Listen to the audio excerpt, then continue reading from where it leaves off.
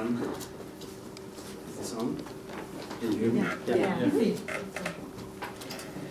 Well, it's my pleasure to share with you some part of my research, what I've been doing for the last year and a half, 2 years, in 15 minutes. Be a bit of an effort, especially that I haven't been speaking English for the last year or so. So let's see how this goes. My research is about compassion training and the effects of compassion training at the individual and relational level. So there are three main questions that I want to research in this project. First one is compassion something that we can cultivate voluntarily?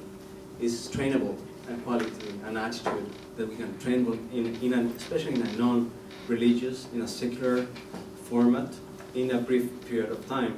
And then what are the consequences of training compassion at the psychological and relational level?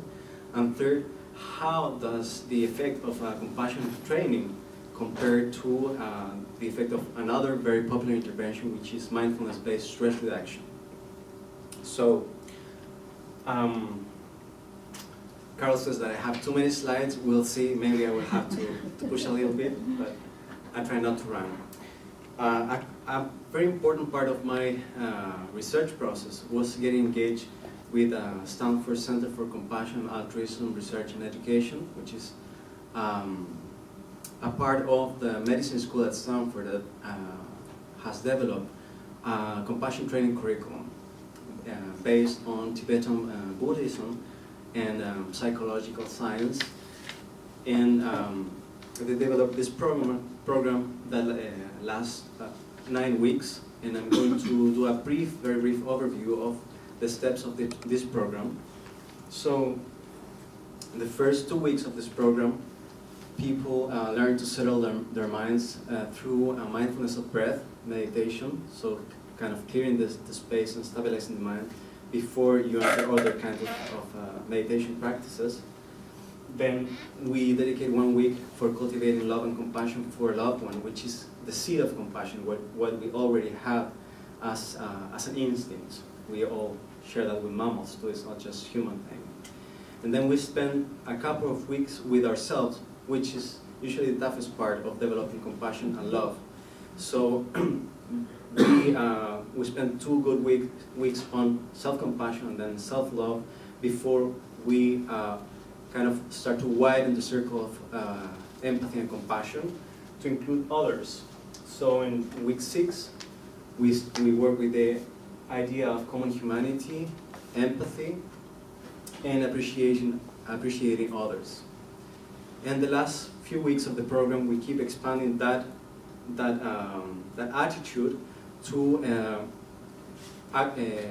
more actively practice compassion and empathy for others, not only close ones, but neutral people or even people that we tend to dislike or feel that are our enemies, and end up with the practice of active compassion. And the last week is kind of a summary of the process. So people have an integrated compassion practice that they can bring home and practice in their daily life. So that's more or less the program that was developed at the Center for Compassion. So these are some pictures. These are not my research participants, don't worry, but these are people that have taken weekend workshops on these practices. This is in Argentina, this is in Oakland, this is in Argentina too. So the program, besides the meditation practices, of course we do sit in meditation, but it also has a pedagogic element, so there's some teaching and discussion, and there are some relational practices. So there's a lot of training in talking and listening to others in different ways so that we can put into practice with others the skills that we are acquiring week to week. So that's more or less the CCT program, Compassion Cultivation Training. So my research design involved 3 groups.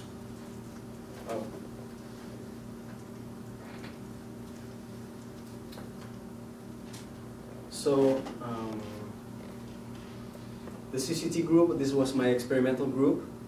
There was a waitlist group who took CCT 9 weeks later. So they serve as a passive control group to see what happened if you didn't take the program, and an MBSR group, and those are the numbers in each group. These two conditions, the CCT and the waitlist, were randomized, so people sign up and I assign them randomly to those two groups. And then we had the active comparison group taking a mindfulness-based stress reduction. For those of you who are not familiar with these interventions, this is probably the most widely researched meditation program. It's an 8-week program, pretty similar in terms of the structure, and focuses on cultivating mindfulness. This is paying attention to moment-to-moment experience, non-judgmentally. So, we measured different outcomes at baseline. So before all the groups started, then 9 weeks later, after these two groups finished, and they haven't done anything, so we have a pre-post for them too. And then we measured 9 weeks later to see if the effects from these programs were sustained over time, even that short period of 2 months, to see if people kept the benefits of the programs. So the outcome measures were grouped in 3 categories. We measured psychological well-being through scales that measure anxiety, depression, stress, life satisfaction, and happiness. We measured contemplative skills with scales of mindfulness and self-compassion, and some altruistic orientation measures that involved empathy, compassion, and common humanity. So what I'm about to show are these different areas of outcomes, right? So in the right side, you will see the waitlist group, those who didn't have any intervention. Then you have the compassion cultivation training on the left, and in the center, the MBSR group. So in terms of anxiety, CCT decreased anxiety, MBSR also, and actually in a more significant way than CCT. And the waitlist group, you'll see that they were getting really anxious, waiting for their and the number of asterisks is the level of statistical significance. So the more you see, the more significant is the result, at least in terms of statistics. So there was a bit of a floor effect here. People that took the compassion training were not as anxious as people that took the mindfulness-based stress reduction program, something that you could expect. In terms of the depression, people that took CCT decreased very significantly, as did the MBSR, while the waitlist group stayed the same. In terms of stress, both CCT and MBSR programs decreasing very significantly, while waitlist stayed the same. This column looks a little bit boring because it stays the same, but that is very important that they stay the same, because this group of people was exactly the same group of people that are here, that were randomly assigned, so they have the same characteristics. What would have happened with these people not taking the program is that, put it simply. In terms of life satisfaction, people taking the compassion training program and the MBSR increased their life satisfaction, and the same with happiness, very important increases. So both compassion training and MBSR were wonderful programs to improve psychological well-being. In terms of contemplative skills, we saw that, interestingly, the compassion training group increased mindfulness as significantly as the mindfulness program, while the waitlist didn't change. And in terms of self-compassion, which is how you relate to your own experiences with kindness, with self-empathy, increased significantly in these two groups. And there was a group-by-time interaction in CCT and MBSR pre and post. So both increased significantly, but CCT increased significantly more than MBSR, and that makes sense because we have 2 weeks to work with with the self in CCT. And this is where it gets interesting, because you can see the difference of the programs in terms of altruistic orientation. CCT increased cognitive empathy, which is the capacity of standing in the shoes of another person, to imagine yourself in their place. Also, MBSR increased cognitive empathy. Now, empathic concern, which is being moved or being motivated to relieve the suffering of others, CCT increased quite a bit, and we didn't see statistical changes for MBSR, and a decrease in empathic concern. They were getting really pissed off. In terms of empathic distress, CCT and MBSR decreased the stress, CCT more acutely. And empathic distress is the stress that you feel when you encounter someone that is suffering. So it's your reaction to the suffering of others. So it's interesting that even though you increase your empathic concern, your distress when you encounter the other person's distress diminishes with practice. And well, this is the big Yahoo and the research is that effectively CCT increases compassion for others, while MBSR and waitlist still increased, but it wasn't statistically significant. And also identification with all humanity, which is the decrease in in-group, out-group bias, and identifying with all humans. Let's all be good, not just my family, my people. That changed dramatically with the compassion training. So that's in terms of the numbers. And we also, at the beginning, it said a mixed method study. So we had a qualitative part, which partially was the interviews with CCT participants. These are some of the benefits that people reported getting from the program. So 12 people were interviewed. These are the frequency of their responses. These were unprompted questions, unprompted responses, sorry, and the percentage. So very significantly, people felt that they enhanced their psychological well-being, enhanced their self-compassion and self-kindness, and felt more empowered and increased self-confidence. In terms of relational benefits of the program, almost 100% reported spontaneously that they found that they had positive changes in relationship with non-familiar others, and half of them reported that they enhanced relationship with partner and family members, and diminished reactivity and increased empathy toward difficult people. And I'm going to skip this because I really want to get to this other part of the research, which was, we had the reports, the questionnaires, then we had the interviews, but I really wanted to know the perspective of the friends and family members of people that took the program. So I'm only showing here the CCT, family members and friends, but if you want to learn about what the family members of people taking MBSR said, you have to read my dissertation. So in terms of personal changes, and 22 family members responded anonymously. 13 of them, more than half, reported that they saw them more relaxed, serene, calm, and peaceful. They found that their family member had an enhanced mood. They were happier, more content, less depressive.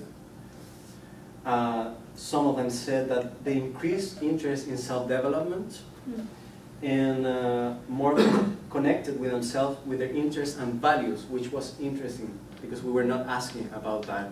The family members, this friend or family member is more connected to their core values now. That's pretty subtle. But the key, for me at least, is what they say in terms of relational changes. They said that more than half reported that their family member or friend enhanced their empathy and capacity to listen. They were more kinder, more affectionate toward others, more assertive and effective in setting limits and solving conflicts, which is very interesting when you do a compassion training. Some people might have the prejudice that you get really soft, like a doormat style, that where everyone can walk over you. But actually, family members said, this guy is more empathic, but also setting limits way better than he used to do. And another interesting thing here is that they report that they were more open to unknown or neutral people, and were less judgmental and more tolerant, less reactive, and so on. So there were a lot of things that other people noticed in the relationship that had changed. So very quickly, I'd like to read these, just 2 quotes from family members to get an idea of what they were saying. She used to be suspicious of other people's intention. She used to feel threatened and to think that others were bad or dangerous. So it was common for her to adopt defensive, close, hard attitude. Now I see that she's better able to see things in context. This is, she understands other people's actions and opinions as expressions of their own history and their own suffering, and not as personal attack against her. The second quote, this is about a man. He has a very poor relationship with his mother in terms of quality, with lots of intolerance. I've been surprised to see them walking, holding each other's arm, and sharing some smiles. This doesn't mean that the relationship changed radically, but those details were really surprising. So something that I take from that is that usually there's the prejudice that when someone has a spiritual practice, they're just in their bubble looking at their navel, but people around them get the impact of what is being cultivated as a quality. So the adaptation of CCT in Spanish, I did the adaptation into Spanish. This was the first time it was done in Spanish. This program was well accepted and effective in the Chilean sample. Altruistic orientation, characterized by empathy, recognition of common humanity, and compassion for others, can be trained. It's not something that you're born with or not, but you can train actually in a relatively short time in a secular format. Compassion training enhanced mental health and relational well-being, assessed by all the tools that we had in this research. And both mindfulness-based and compassion interventions were effective in enhancing psychological well-being and contemplative skills, but compassion training had a unique impact in relational outcomes. And finally, family members of compassion trainees highlighted improvements in participants' empathy and capacity to listen, which this enhanced empathy was not only directed to those close others, but also to strangers, even difficult people. So this part of the people that helped me a lot in this 1.5-year process. So I would applaud them I feel a lot of gratitude to everyone that made this possible. People at Stanford, people here at ITP, and all the teachers of these wonderful spiritual teachings. Thank you.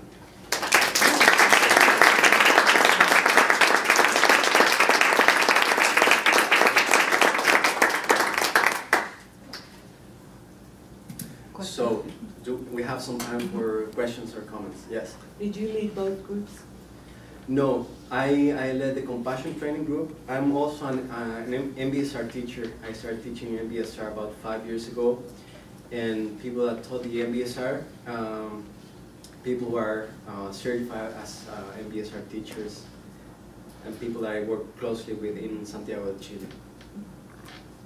But unfortunately, there's still no other compassion training teacher in South America that I couldn't enroll for this research. Hopefully next year. Once the waitlist group went through the CCT, did they have the same kind of results? Yep, yeah, they reproduced the enhancements in psychological well-being and also in the altruistic outcomes. And the benefits were maintained after two months in most of the scales. I think it's just one that didn't that came back to baseline level. Which one? It was empathic concern.